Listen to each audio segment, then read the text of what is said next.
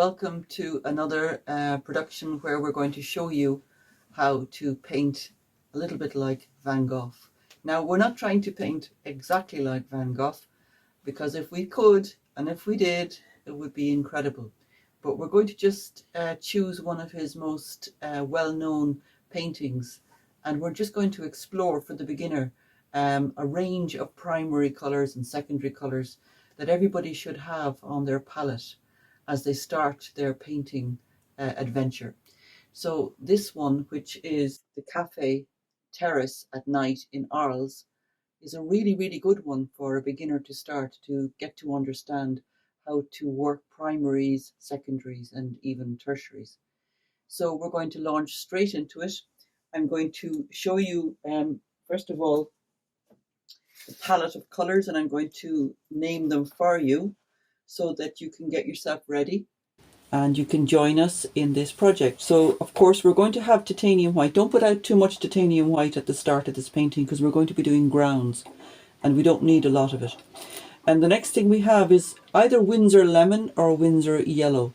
Winsor lemon would be preferable, but Winsor yellow is also a very good one. I have chrome yellow here, which is as strong as cadmium yellow.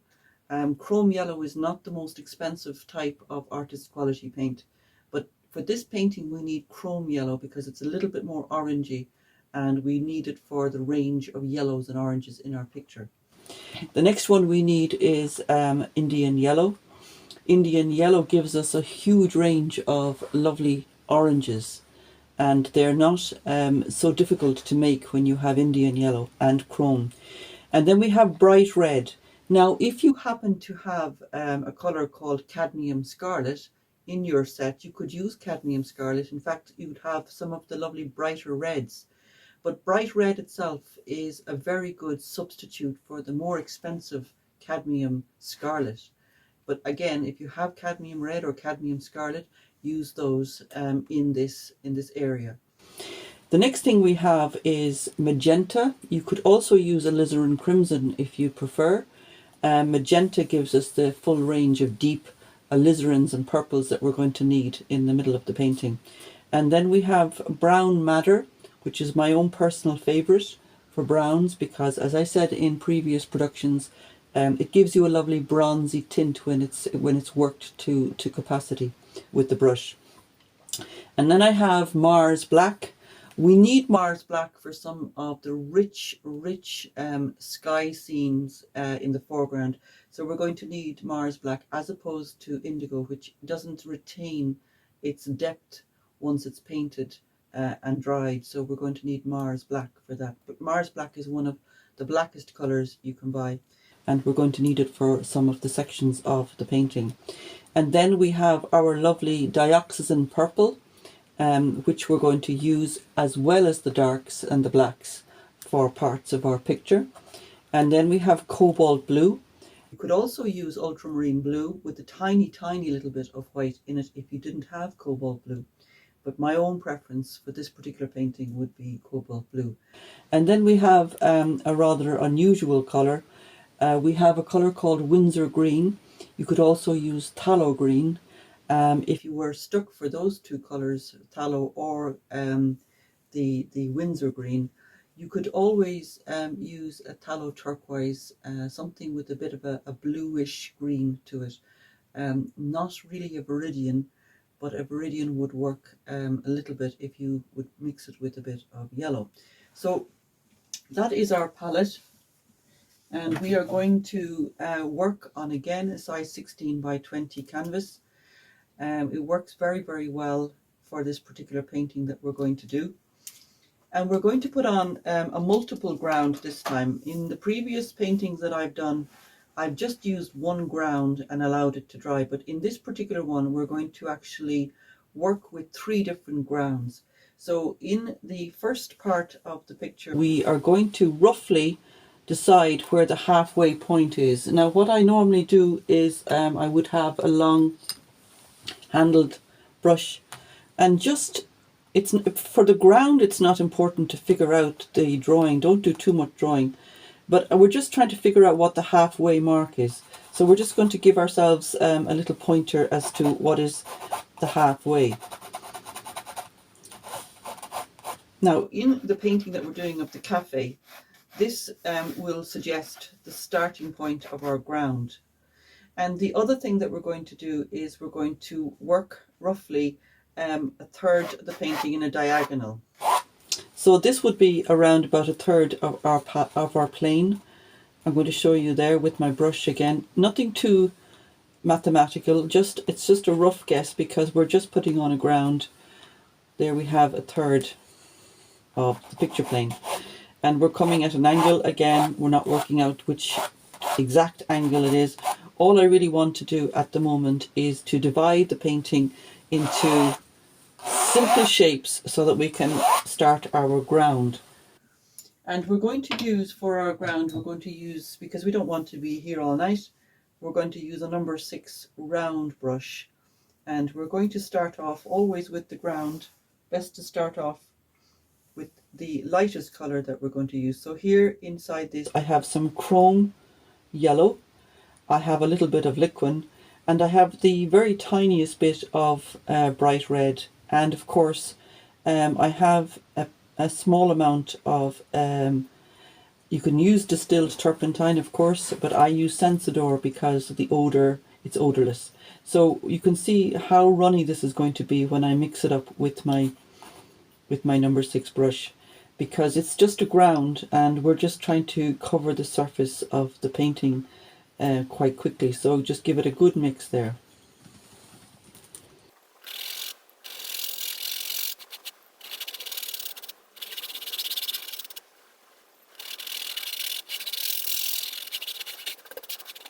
The next thing we're going to do is just empty the leftover bit of yellow, because we're going to be using the same little jar and putting in some bright red for our next ground.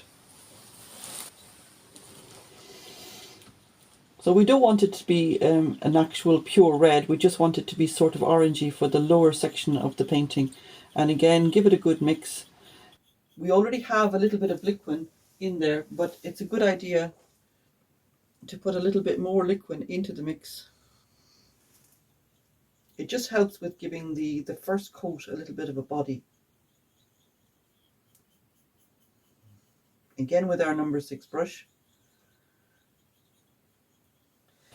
And we're going to cover the whole lower section of the painting, the entire thing.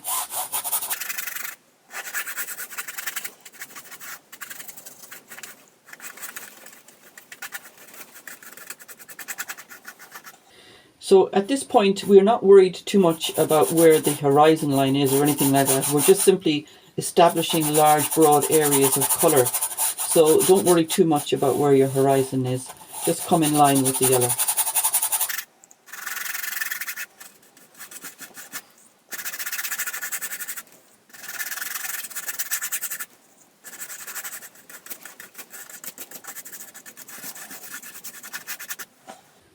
So now you can get a rag or some kitchen paper, because we don't want a very defined edge.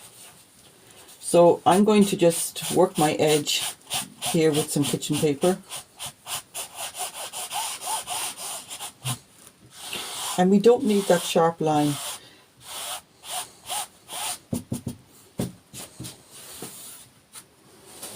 And now we're going to finish off the painting with a blue. So again, we're going to get our cobalt blue.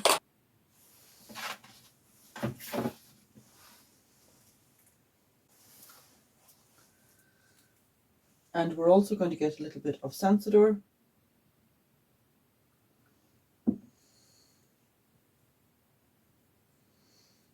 Give it a good mix with your number 6 brush again.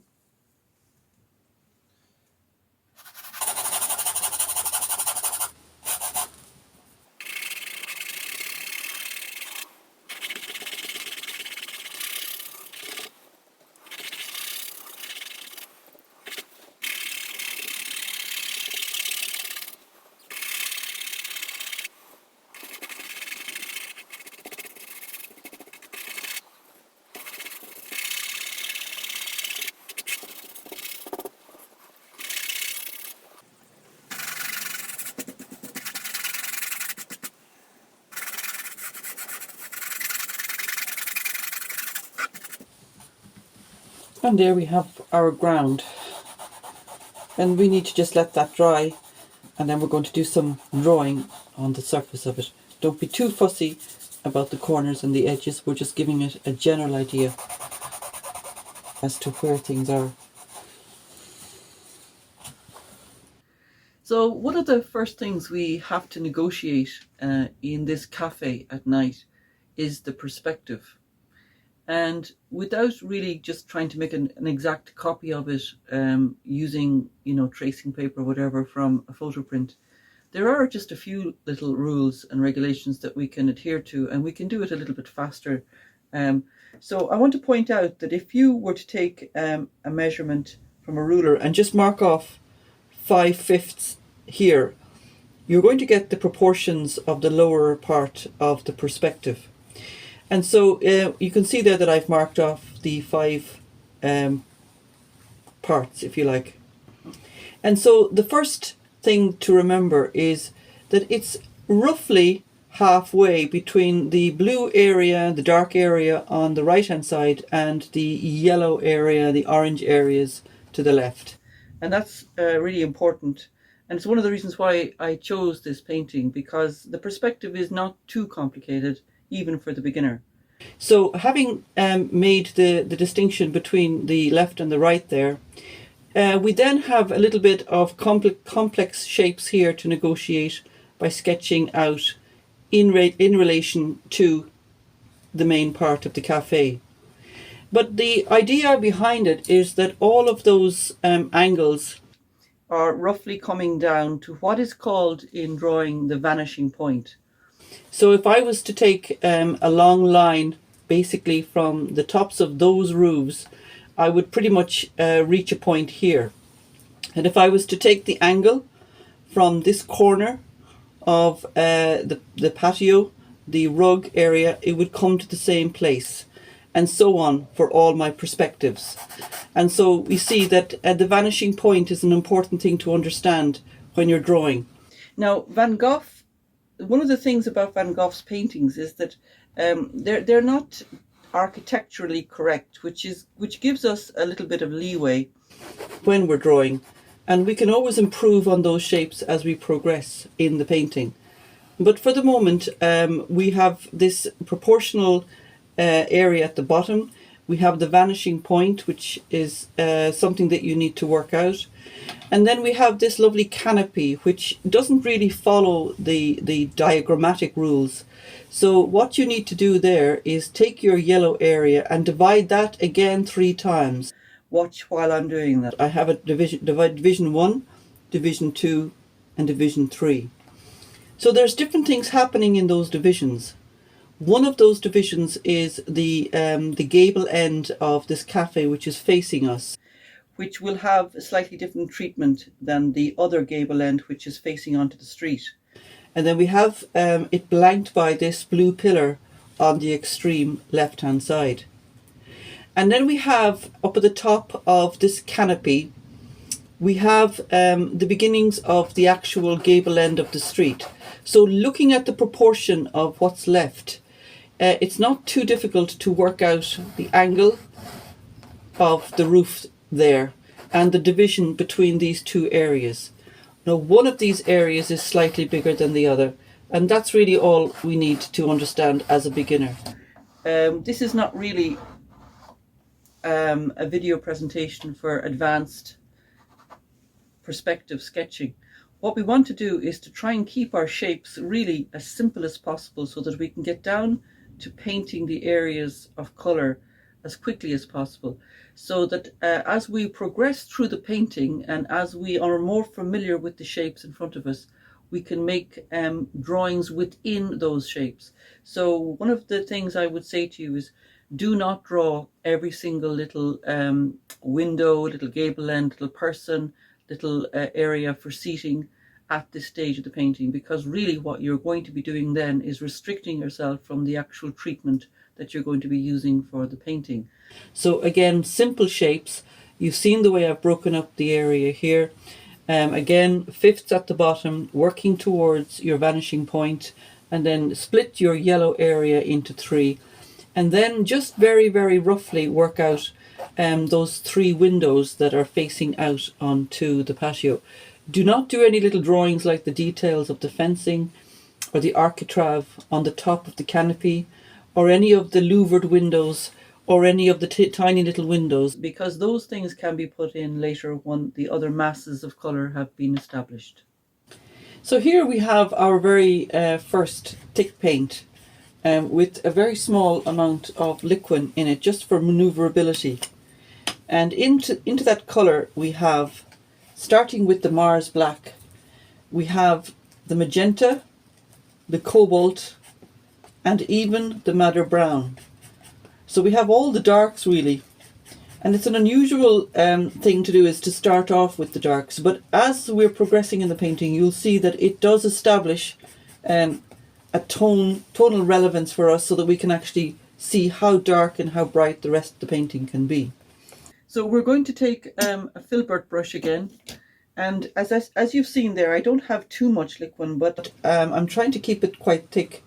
And I'm going to be working into my cobalt blue to get derivatives even within the mass of darks on the extreme right hand side. You're going to see me changing. And I'm also going to put in little variations of magenta. So rather than keeping it as a complete black line, we're going to start to put in little tones from the palette.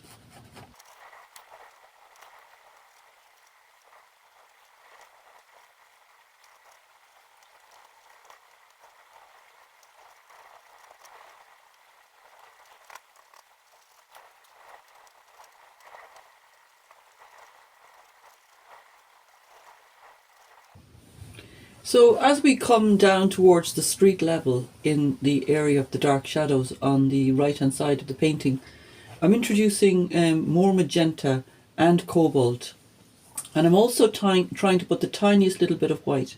Now that's not the same as mixing up a tint and applying the tint. It's just basically putting a tiny little bit of white through the brush so that the whole tone becomes lightened in a certain place.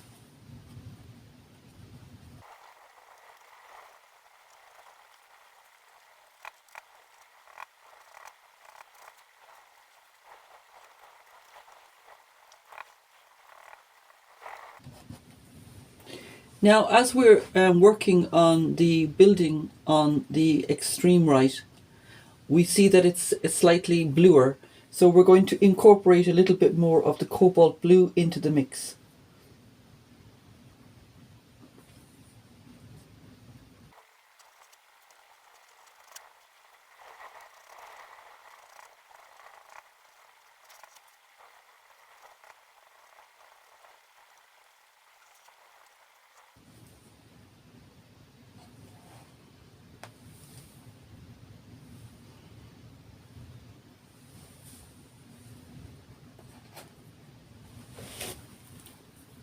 So now that we've established the dark area in the background, we need to look very carefully at our photocopy and see the little windows. There are a lot of longitudinal shapes coming in various places. And with your eye and your judgment, what I want you to do is just using the edge of your knife and having kitchen paper handy, I want you to just take out some of the shapes that will roughly relate to those windows now while it is still fresh. We have painted the painting quite thick underneath for that purpose, so that we can get a little bit of impasto on the surface, just like a Van Gogh painting. And so you can see me there just scratching, like etching some of the shapes for the windows. So follow along with me there while I scratch out some of the shapes that will later be painted with the orange and yellows.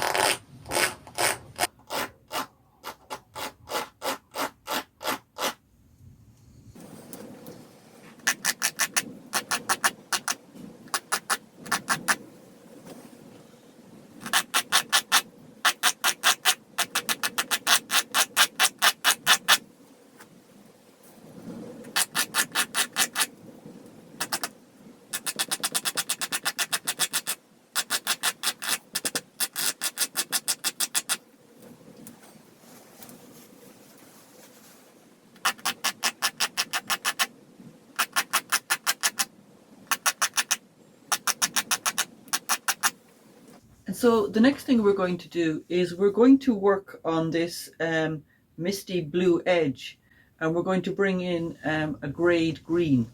So what we're going to do is we're going to take some of the original colour that we used, which I'll just remind you has the black, the purple, the cobalt and the brown and magenta. It has all of the darks actually, and the purple as well. So we are just we had just mixed a little bit of white and more cobalt through that initially to get a kind of a soft misty blue, which was for the lower parts of the buildings.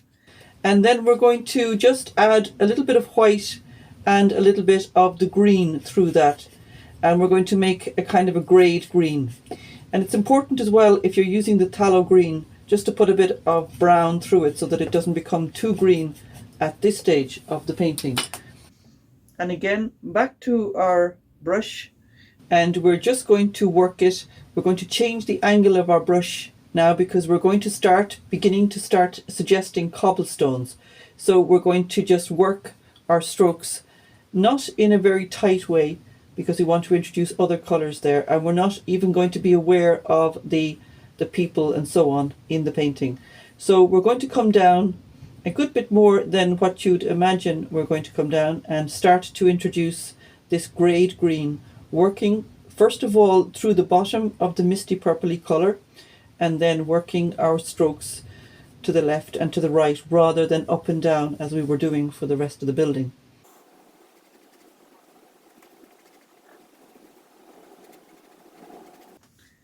So now we're going to put a little bit more liquid through this colour and make it a bit more liquidy, and we're going to change to a flat brush. So the flat brush and the other brush that I'm going to use, which is a little bit more linear, a tiny little brush with an edge on it, is one of these little round brushes here. So again, we're just outlining some shapes to bring the picture down into the cobblestone area. So getting a good bit of liquid on the brush and using that same green, we're going to start establishing some little shapes just at the beginning of the painting where the patio starts.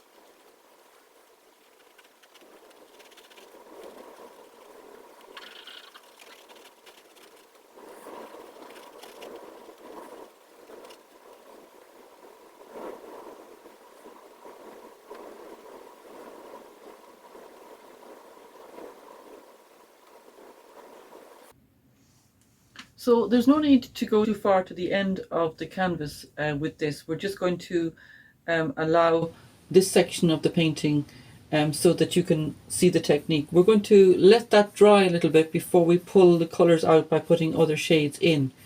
And we're going to work on other parts of the painting. And so now that we have that pepperminty dark shaded green on our brush, it's a good time to start to establish some of the framework of the gables at the top of the canopy. But if you just look at the colour tones that I'm using, here we have a lovely peppermint shade, which is the mixture of your tallow green or your Windsor green with some white. It's a very easy colour to make. This one has a little bit of peppermint in it, but it's basically just a delphinium blue again, with just blue and white in the right proportions, but this time erring on the side of precaution by putting a lot more blue in it. And I've also made a greenish shade with the chrome yellow, a little bit of Indian yellow, which gives it a slightly less intense tone, and some white. And I've also put a little bit of that murky green into that so that it doesn't become too leafy, so that it's kind of like slightly like a soft grey green. So again, we've changed to a flat brush and we've put a little bit more liquid on the palette, and we also have our lovely dark here if we need it for definition.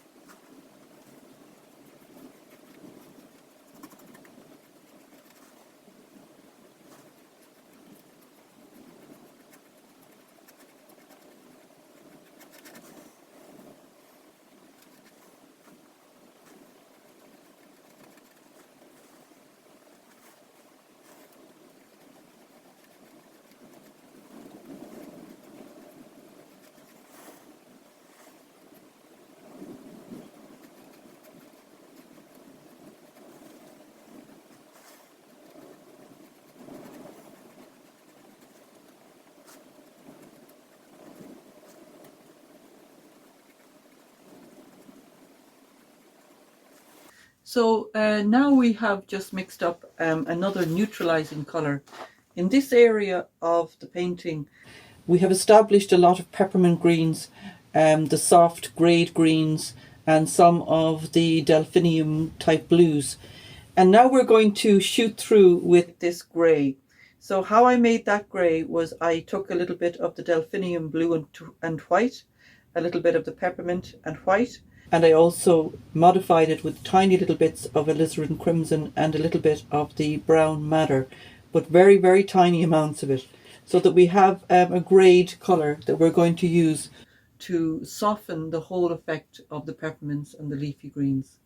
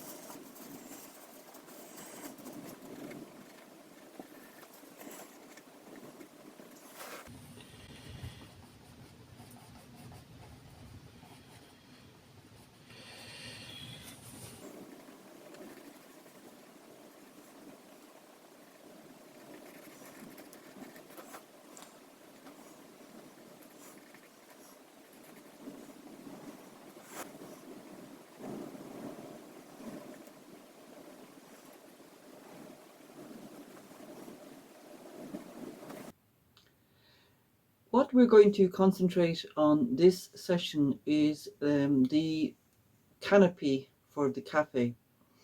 So one of the important things is the range of oranges and reds that we're going to be doing.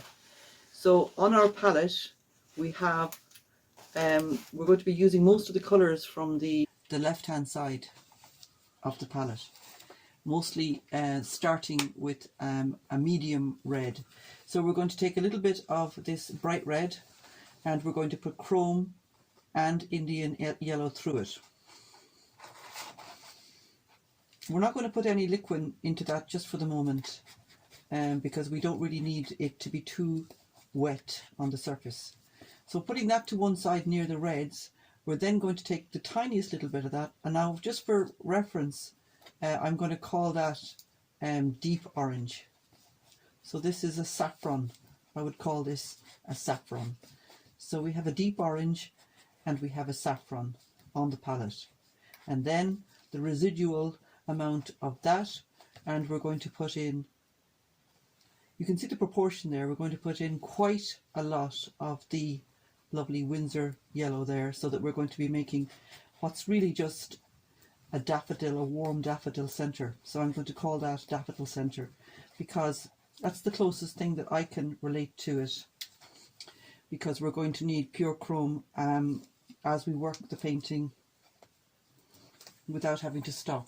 So we have those colours out, and you saw me in the last part of the picture starting to do this scumbling technique.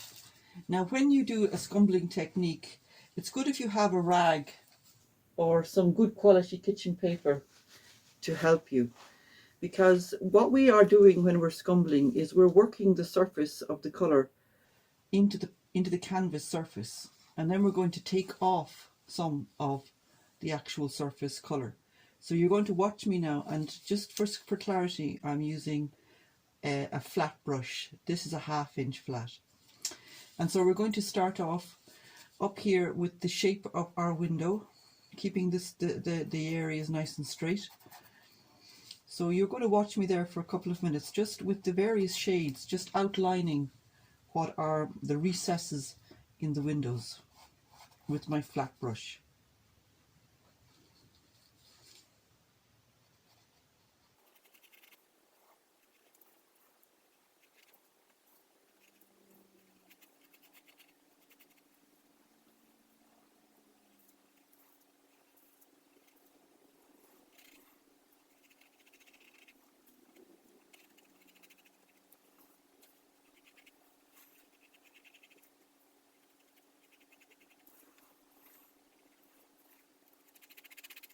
And so now we're going to change to a different brush, because it's better to sort of scumble with a filbert or a round brush, because it actually just does the trick better than a flat brush. So this is our filbert brush, and we're going to work the colour that we have on the surface right into the canvas surface.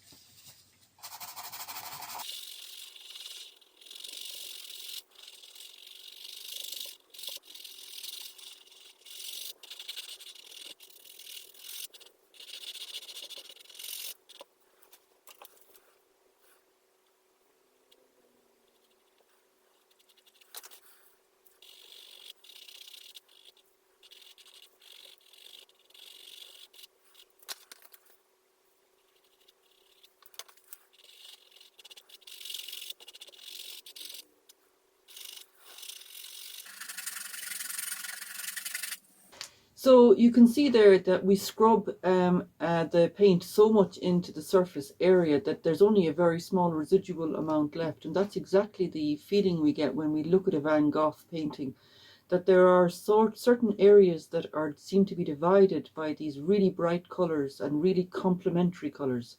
So at the very beginning of the introduction, I spoke to you about distinguishing what is a primary, what is a secondary, and what is a tertiary. And without getting into too much of a long-winded debate about it, this painting seems to give us all of those basics, which is another reason why I would consider it very important for somebody who's starting off in their painting adventure. So we have a very classic combination of 3 primaries here. We have our primary blue, which in this case is mostly cobalt blue. We have our primary yellow, which is this lovely combination of chrome and Windsor yellow. And then we have our primary red, which in this case was our bright red, or if you've used the cadmium scarlet, that's even brighter and even more kind of luminous. But those three colours represent the primaries, and the other colours then that we mix from those colours with one another, in between those three colours, we get the secondaries. So you can see there that when you mix a little bit of yellow and red, for instance, together, just as our palette is showing, you're going to get an orange, which is a secondary colour. The last time we were painting this section, we were up here in the top left-hand corner, and we mixed a little bit of yellow and a little bit of our blue, and some of our, or to get our green. But it's just to notice that green is a secondary colour.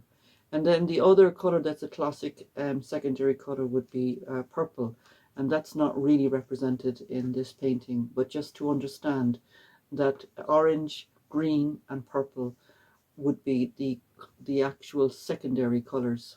So this is a really good painting for you to understand primaries and secondaries. So the next thing you're going to see me doing is working with very thick strokes of paint. Now I'm going to be using my filbert brush for that. I have given it a very good clean so that it's not actually going to be kind of too dry. And this time I'm going to put the tiniest bit of liquid, like I showed you before, on the brush so that I can blend the colours a little bit more. So you're going to see me working and then cleaning my brush and then putting in a little bit more liquid onto the brush this time, and not actually into the colours on the palette. So here we have our liquid and we have our filbert brush, and we're just going to work the liquid through the brush so that the brush is actually a little bit more malleable.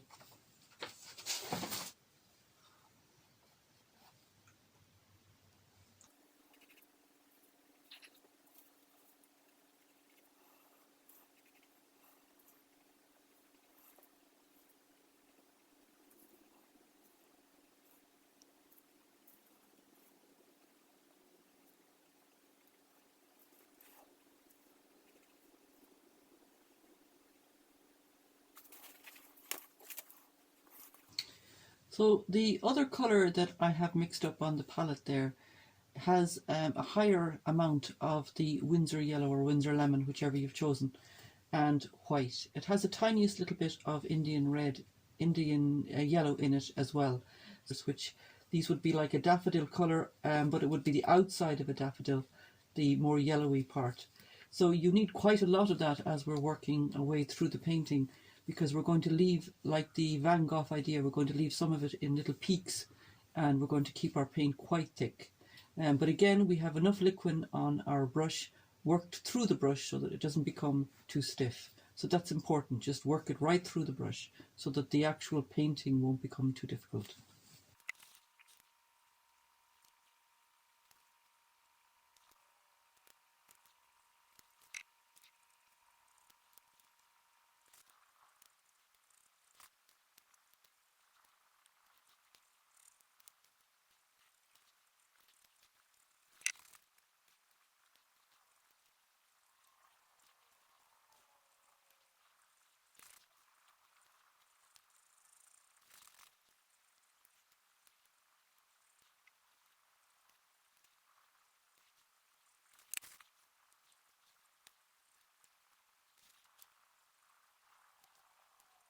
So I just want to make a comment in relation to your strokes. We are suggesting a lot of different changes of tone here with the brush. Now, a brush is a delivery system. If your brush is completely chock-a-block with paint from a previous colour, you cannot deliver the paint adequately to the surface of the canvas. So it is seriously important to, in order to copy this Van Gogh idea, is to keep your brush really, really clean and keep the tip end of your brush just as if it were like a scoop for the paint, so that you can actually keep the paint on the edge of the brush and not distributed throughout the brush as it would be if it was scumbled. So remember to deliver your paint with the cleanest edge. You can see there what I'm doing with the focus there. I'm just delivering my paint, and then I'm using the delivery afterwards to work the paint in with the other shades that are there.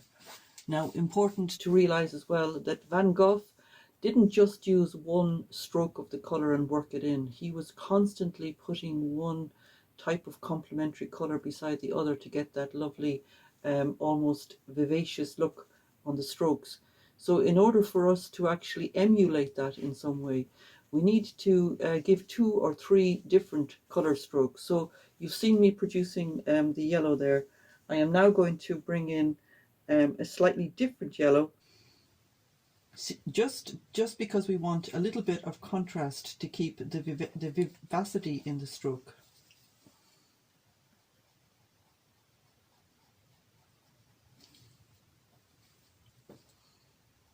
And then you'll see me working from one colour to the other. The Indian yellow worked in alongside the chrome to give that idea. Now, in parts of the area, the Windsor lemon or Windsor yellow takes over and becomes almost like a highlight in this canopy area. And in some of the parts of the painting, some of the areas that look like almost a shade become a little bit more ochre and a bit more russety. So just be conscious of that. It is still a beginner's painting, so don't be too worried about exactly where the colours go. Just keep it in mind that this area of the canopy is slightly more ochre and therefore needs a little bit more Indian yellow, and this area needs a bit more Windsor yellow or lemon.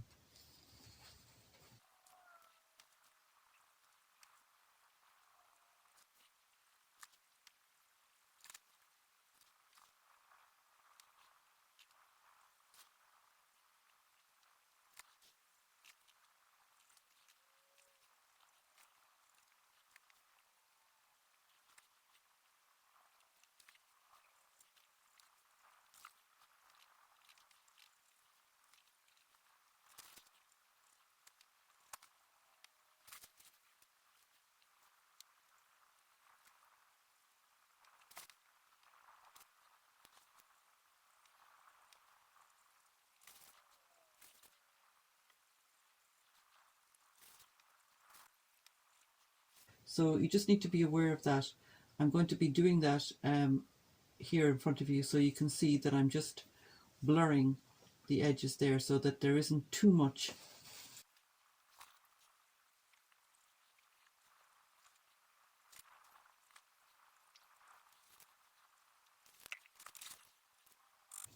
You don't have to be very specific about the shapes of the people.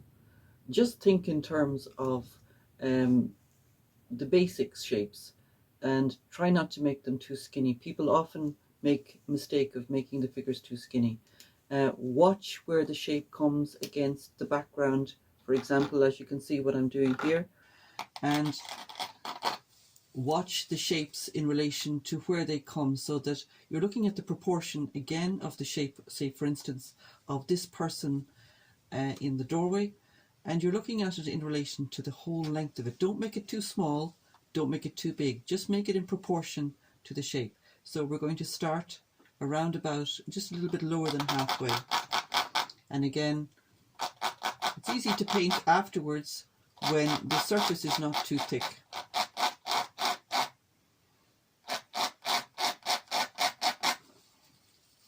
Now the other areas that you saw me painting in that session was using a flat brush and a dark paint, which was just actually just the brown matter by itself, and a little bit of liquid on the brush.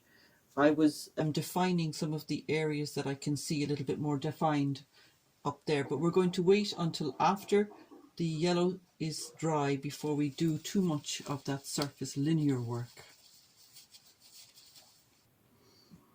So we're at the stage now where we can start drawing in some of the smaller details in the cafe area.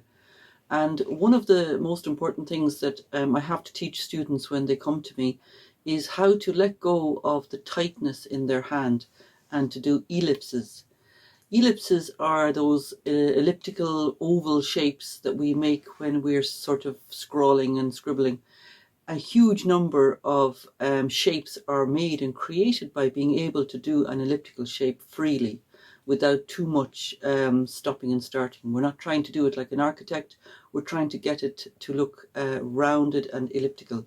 So one of the things you're going to see me drawing when we're going to continue on here is 11 or 12 little tabletops, and each of these tabletops is an elliptical shape. And each of these shapes are getting bigger as they come towards us and smaller as they go further away. So my advice to you would be the following: to pinpoint more or less the diameters of the extremities of those tables with two little marks with your pencil, as I'll show you now in a minute, and their approximate placement. We're not trying to do a copy. We're never going to be able to do a copy of Van Gogh, but we're going to try to just the little placements of where the diameters are going to go for the tables.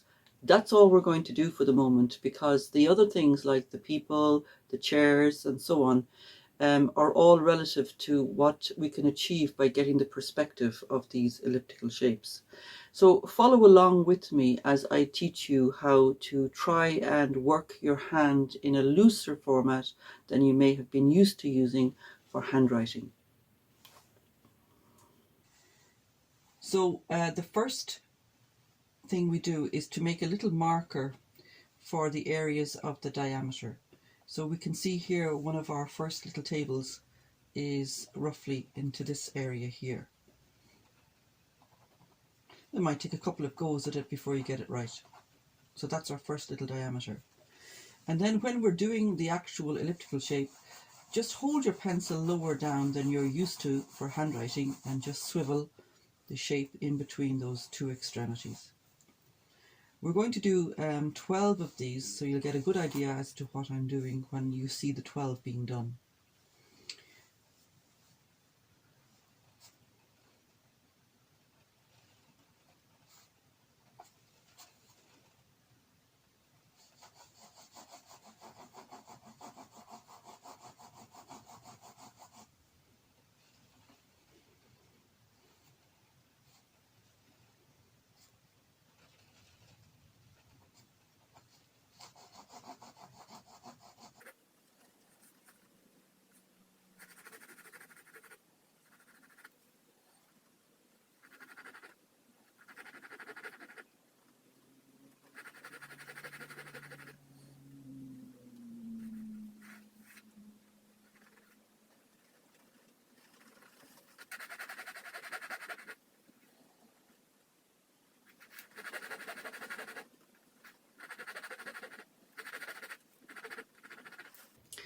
So now that we've put our little tabletops, as it were, into the foreground there, you're going to watch me doing various shapes for the different figures.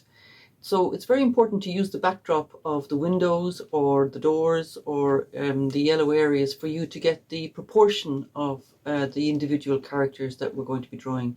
And remember that if you put too much detail in at this stage, you're restricting yourself to being a person who just colours in shapes. And what we want to do is to keep as much freedom in our ability to paint areas and then hone in on the details with a paintbrush later, and not focus on drawing so much detail that we end up having to, as it were, just use tiny little brushes to fill in our spaces. Remember, Van Gogh was all about texture on the surface, and what we're trying to emulate there is a bit of texture on the surface. So do your shapes roughly on the outside. Don't worry about what's happening on the inside of the shapes, like the faces and so on. We're going to get around to that bit by bit. So your most important piece of advice there is to keep the shapes in proportion to the background areas, and you'll see me doing this as we start to draw.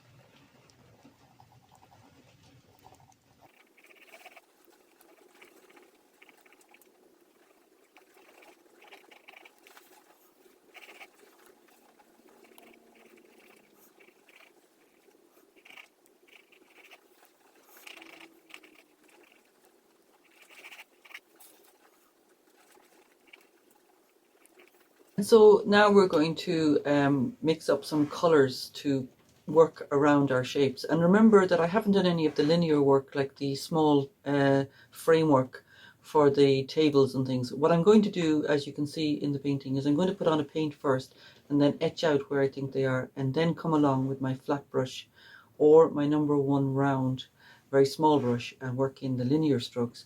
But my point is to keep it as thick and as fresh as you possibly can for the time being. So you're going to watch me here now making up a few colours for the figures, and we're going to start off with our palette again. To make a very basic fleshy colour, just a very tiny bit of red there and a proportionate amount of white. That means like twice the amount of white to the red. And then we're going to get a little bit of magenta, making it slightly purpley. And then after making it this lovely purpley pink, we're going to calm it down with a little bit of white. You'll notice that the flesh tones in a picture like this, when you're looking at something from a distance, you don't really see them as flesh tones. So we might just make these a little bit paler in places, but you don't really see a very pale flesh there. You just see it in relation to the blacks and the whites. So be careful not to make your pale colours stand out too much and be too highlighted. A little bit of brown into that just stops it from being too blue. Now, other variations that you may see me painting in terms of the colours that we see, you'll just see that it's just really relative to the palette that we have. There's nothing terribly unusual there. So these are the colours for the figures, really. And of course we're going to be using white. Now don't use pure white, just take a little bit of the white, mix the tiniest little bit of pink through it and a bit of yellow, so that the tabletops can have a little bit of, again, a Naples yellowy white. Nothing too yellowy or nothing too pink, just enough of a white to actually stand up on the surface.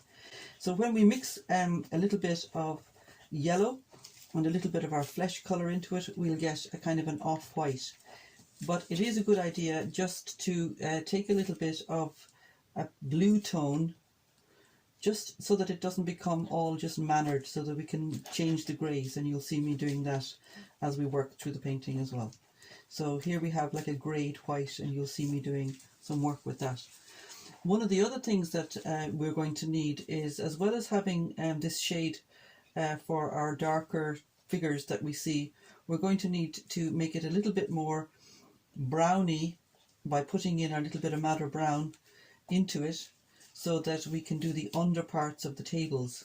And later on we're going to use some of this colour to mix up for the framework of the tables. So we have two different variations there. One is this black with the brown in it for the figures, and we've taken one part of that to one side and we've added more liquid to it so that we can use it for smaller brushes and thinner amounts of colour.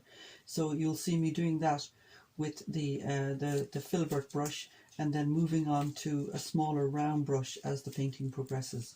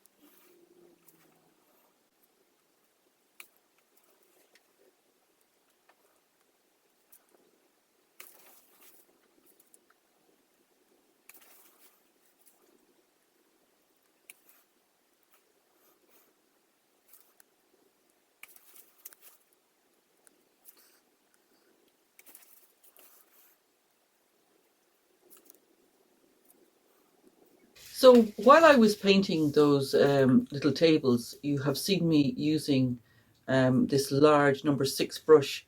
After having painted with a looser paint, with more liquid, the darker sides of the tables, I then started to scumble as much of the paint into the surface of the painting area, the canvas itself, as I can.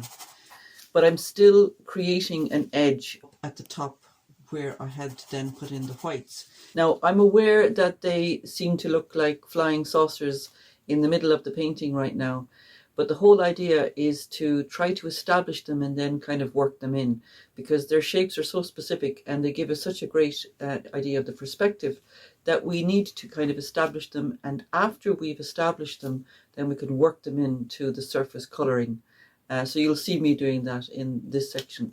Also, in regard to the figures, you've seen me there realigning the tables and realigning the spaces between the tables and stuff, and that's fine because we're just really working with etching and scratching to get the idea of the area of the cafe. So you'll see as well the figures with a lot of the fleshy colours, but at some point you'll see me using a small, again, number 1 brush, just to work some of the colours in so that they don't become too separate from one another as the painting progresses.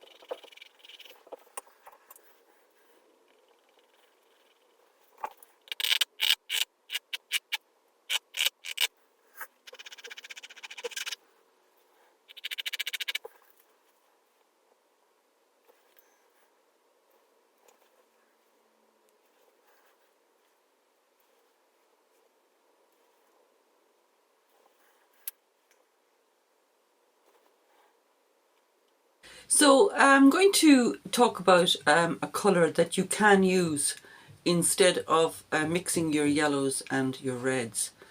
We know that we have a lot of oranges in this particular painting, and orange is best for the beginner to be made up with a yellow and a red, the two primaries, to get your secondary orange. So this colour is called Windsor orange, and it's also called pyrrole orange.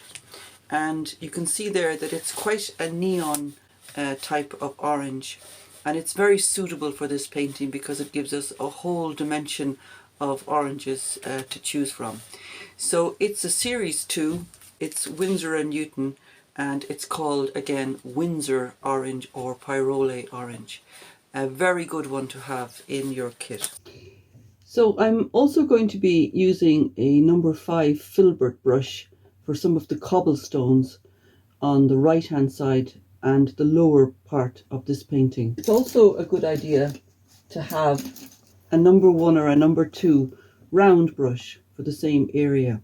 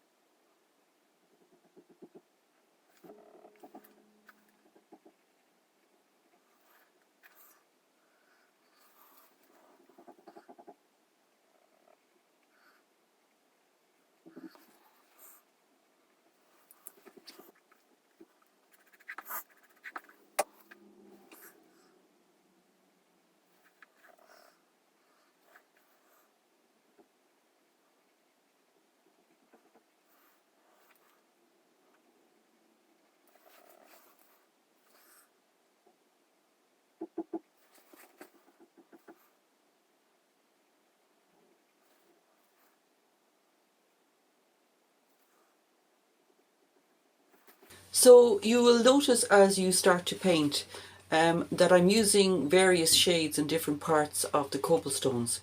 So the base is a pepperminty grey, which you'll see here, the note of the colour. So we're just going to call it greyed peppermint, for want of a better word. But as the painting progresses into the middle distance here, where it starts to go into the shadows, we have a shadowy blue, which is cobalt blue plus purple plus a little bit of tallow green. Now it's mostly blue, so you'll see again here in the notes what I'm talking about. It doesn't have a lot of the tallow green, just enough to kind of take the bluish blue off it. But I'm going to start introducing that colour now as it recedes into the shadows and mixing it with a little bit of the background dark colour that we used at the very beginning of this block here. So the idea is to use the point of your number 1 or 2 brush to work into the softer peppermint and orange shades as you work from the center towards the back, and introducing darker shades so that it begins to disappear into the background. As you come towards the rug on the left hand side, you're going to start introducing that peachy colour that we used for the shades of the figures' faces and the hands and so on. So start introducing your peachy tones. We also, as you can see here, have that peppermint shade mixed in with those lovely flesh colours. And that gives us a lovely vivacious feeling when we look at the picture.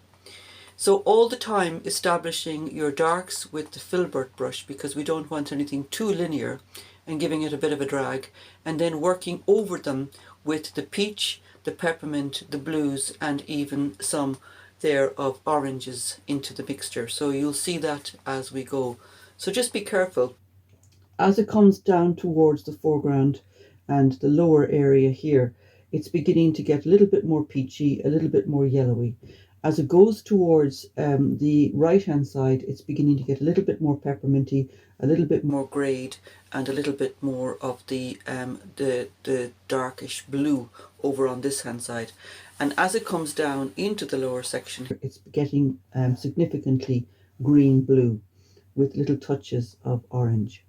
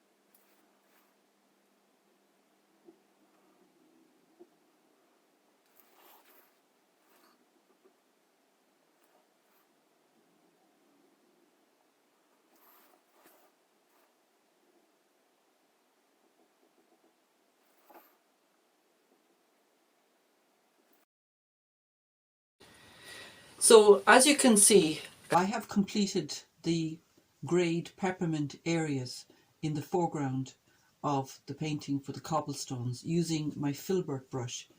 The filbert brush gives us a lovely wedge shape so that we can get the idea of the cobblestones by putting the colours in wedge shape one on top of the other.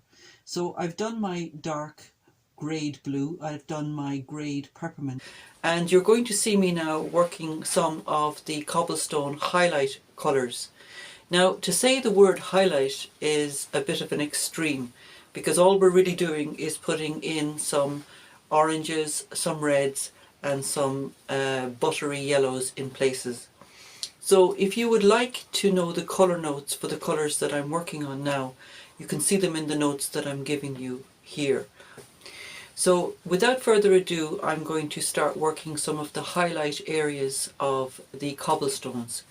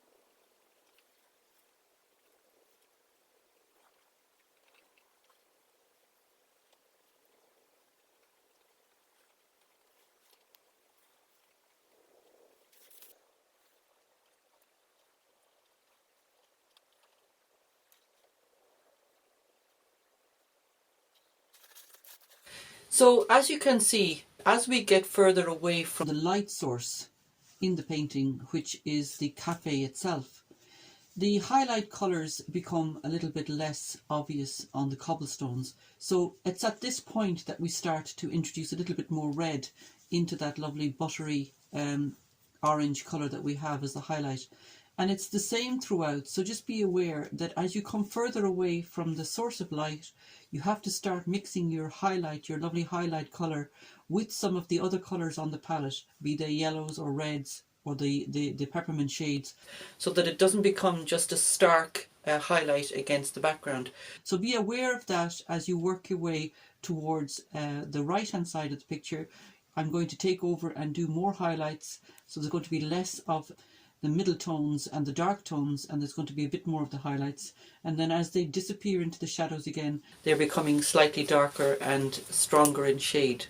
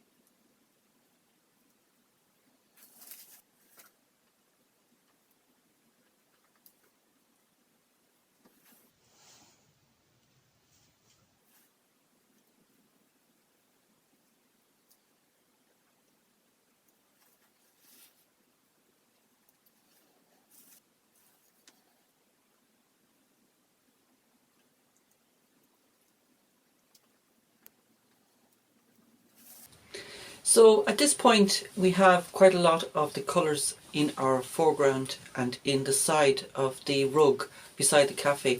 So we can just let that dry, and we're going to work on another part of the painting now, and we're going to establish some of the figures and some of the areas in the windows on this side of the picture. So we're going to spend some time now mixing up the various colours. But at this point of the painting, all of the colours that are on the palette can be used interchangeably and mixed. If there's an emphasis on one particular colour, I will explain that as we work. But basically we need to think about the drawing Now you can see that up to this point of the painting I haven't really focused on delicacy of drawing or the proportion of things. But at this point, now that the background has been established, it's very important for you to take stock of the size of the figures and the shapes and the perspective a bit of the cafe on the other side, this other cafe here, and its relationship to the other areas. We're also going to be putting in some of the tones for the windows at this point. So we're going to be focusing on this part of the picture, and you'll see me using a specific type of brush. This is just a zero round brush. It's just a little linear brush for doing some of the small bits of work that we're going to be working on. But we're also going to continue to use our filbert, number 4 or number 5, to fill in the spaces rather than a round brush or a flat brush.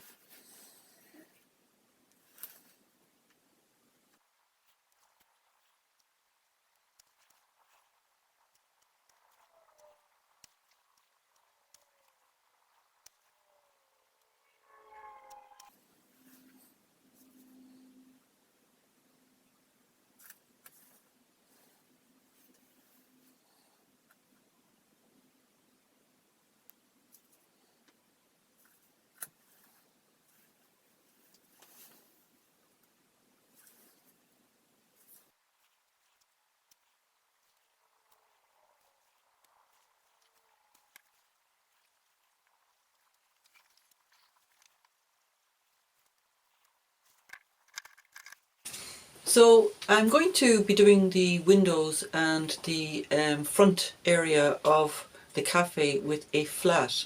Now sometimes you can get flats in sizes like a ½ inch, so this would be, a ½ inch would be a perfect size. This one is a size 6 and it has a lovely sharp edge.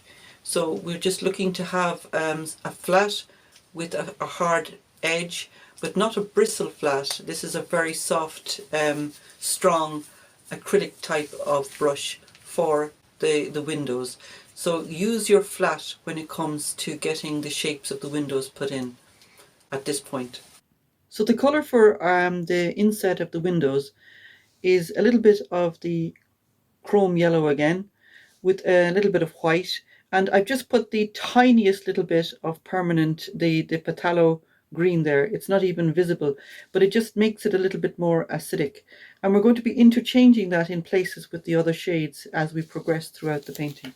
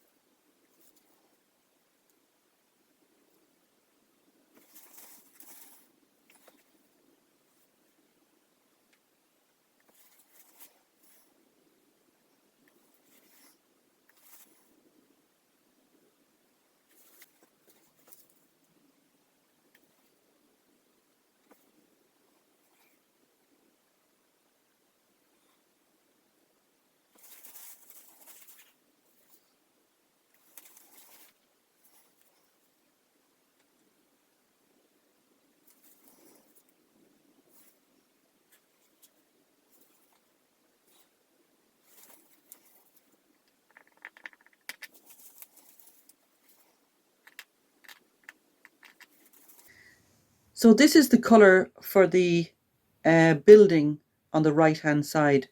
As you can see, we want to try to keep it a bit more cobalty, lower down towards where the lights are. And we can work this in against the background with our flat brush.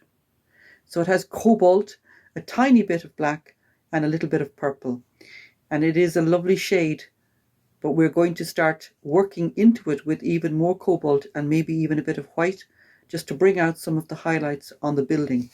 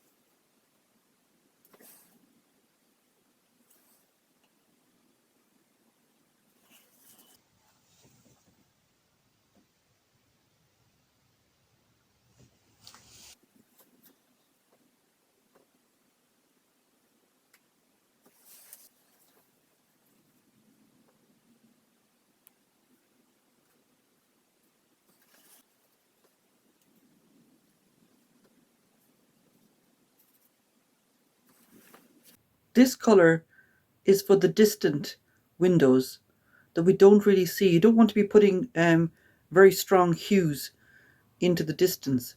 So we've taken some of this lovely orange and we have greyed it a little bit with some of the other shades that we have here, just enough to bring the tint or the tone of it down so that it won't jump out when we look at the painting, but it'll be nicely toned in. So again, don't use any of the stronger shades that we've been using up to now. We're just going to make the distant windows, the shade of the distant windows, a little bit more greyed.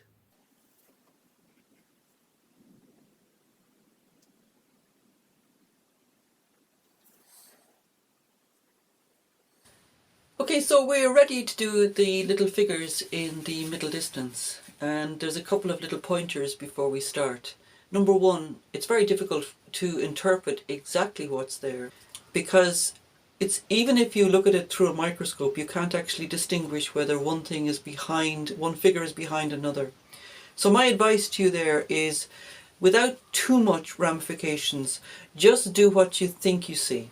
That's the first thing. Don't be too worried about getting it exactly right. We're not trying to do a forgery of a Van Gogh.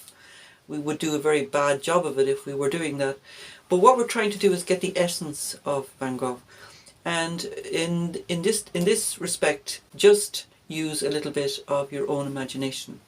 The second thing is, don't let the colours become so vivid, like the windows again, that they jump out from the scene. You need to work the colours in to the lines that we've already created so that they don't become too obvious and take too much attention away from the other things that are happening. So keep them a little bit muted. Suggest faces. We're not trying to do anything like a portrait. So the faces themselves and the hands themselves and so on, you'll see as I work, will be just barely suggested, and that in itself is actually quite tricky. As regards the colours, just bear in mind that it's nighttime, so everything that we are painting in terms of figures won't have a very specific shape or shade in itself. They'll be reflecting the shades that are coming at the clothes and so on from the lights in the area. So just be aware of that, and little touches of the peppermint, little touches of the yellows, little touches of the blues and so on are what's needed to get them to fit in to the environment that they're in.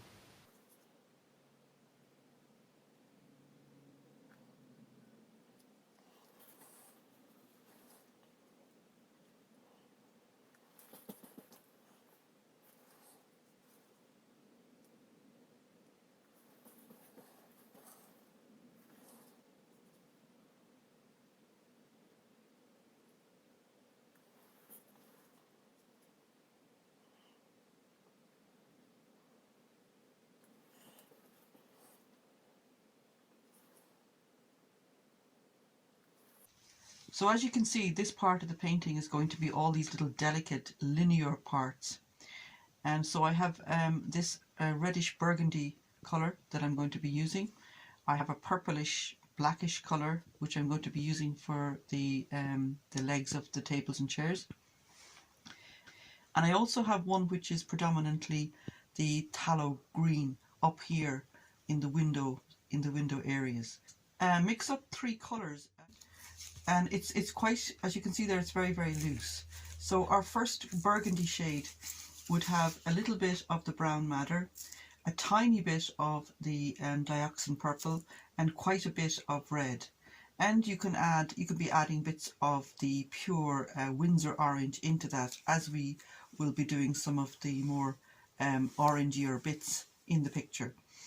And then this colour again with the mixture of Sansador and Liquin, and this time a little bit more Sansador and Liquin than what we've been using up to now, so that it's quite liquidy. And this one has a little bit of black, a little bit of Windsor violet, and it has a little bit of cobalt blue. Now that we can also change with the colours that we have on our palette as we see fit as we go out through the paintings, but that's the main colour there. And I'm going to call that colour aubergine because it reminds me of the skin of an aubergine. So you can see there that it's exactly just like the skin of an aubergine there. And then our third colour for the linear work, again using the tallow green as our base, we've just put a little tiny bit of black into that, and then to stop it from being too green, I just put a little bit of the cobalt blue. As I said, you can use French ultramarine in your palette if you like, but I've been using cobalt blue up to this point. I may or may not introduce French ultramarine to darken some of the areas around the clouds later. So the next section that we're going to concentrate on are all the little linear bits, the louvered windows, the architraves and so on. And so you've seen me mixing up those three colours. So let's get started. If you feel a little bit that you'd be more confident sketching some of the areas before you actually start to paint, then use a sharp charcoal pencil on top of the surface of your paintings.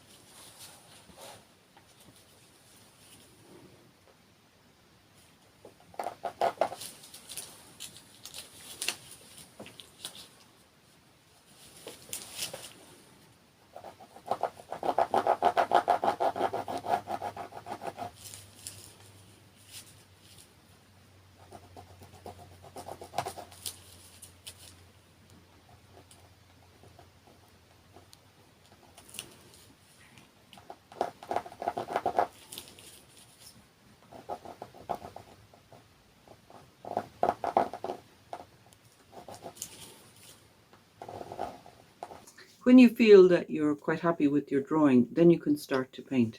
But just remember that the more variety that you can put into your stroke, the better. In other words, when I'm looking at this particular section, I'm seeing some parts of it slightly darker and some parts of it brighter. So just work within these two colours that I'm showing you here, and the colours that you have on your palette, to get the variety that you need. I also want to point out that I'm using a number 2 round brush there, just for the fine lines.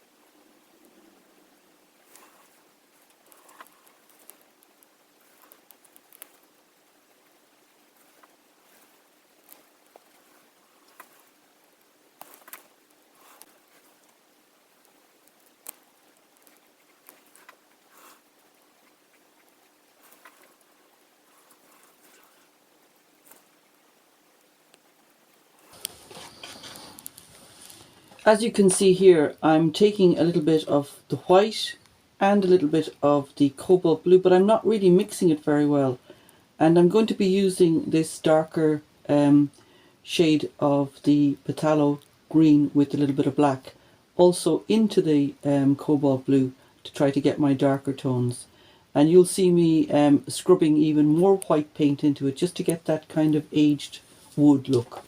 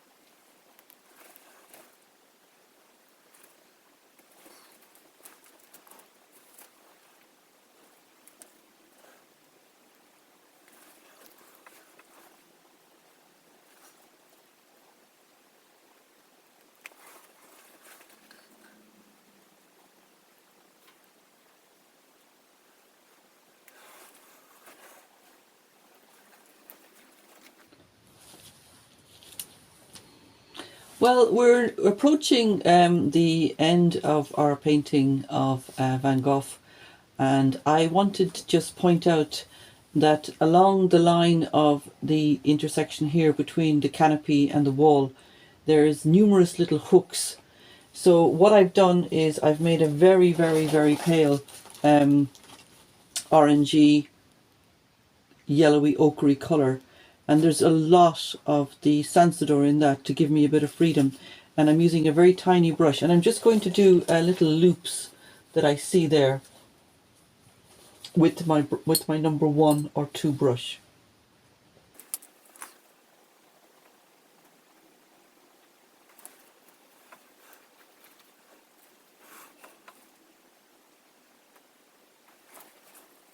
One of the final things I'm going to do is work back through the cobblestones with that same colour, just drawing, as I said, that little touch of that yellow back into the foreground amongst the cobblestones. And I'm using a small filbert. This is a number 2 filbert, and it's a very handy one for this. So we're working now again just to bring those same ochre colours into the cobblestones in places.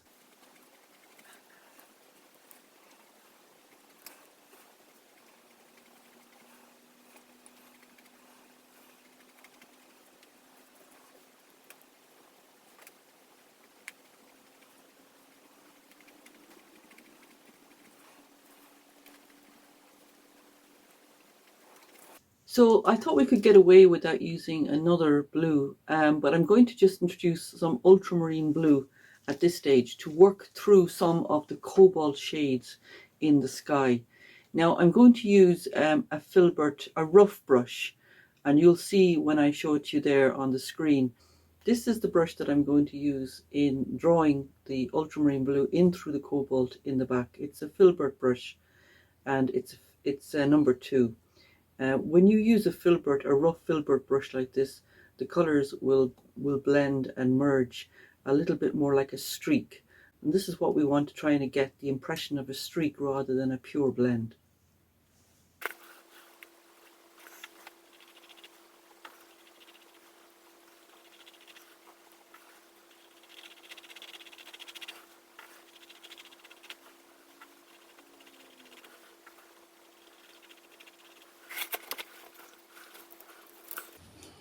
Before we finish up completely, just check things like the ledges of your overhanging rooftops here and there. And you may need to brighten those up a little bit. And one of the final things we'll do, knowing that the background is dry, we're going to work some almost pure white into the center of those stars just to give them a bit more luminosity.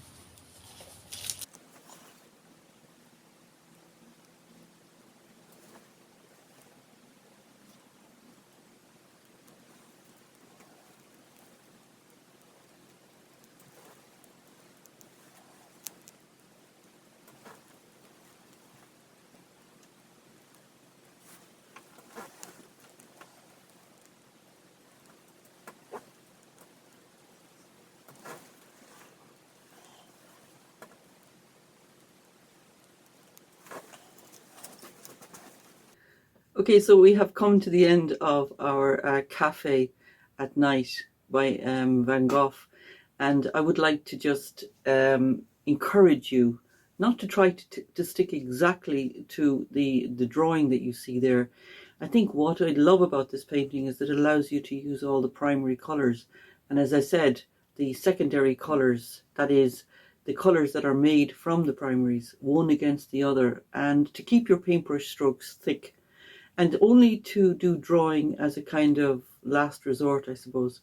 The most important thing is try to keep everything in proportion and try to understand about how one area where there's a lot of luminescence coming from the lights will, for instance, like in these characters here, it'll illuminate the back of their outfits. And so I allowed a little few days to dry before giving a little bit of luminosity to the back of those characters there. And interestingly enough, when you look into the picture, I thought this was just another character coming towards me, but when I looked at it very carefully, I saw that it was a horse and cart with a little lamp on the side. And also afterwards, almost when I had nearly finished the whole painting, I saw things like the lantern and the spirals. So you'll still see things even as you progress through the painting, even more than I'm showing you here. But the most important thing is to enjoy every single step of this painting. Thank you.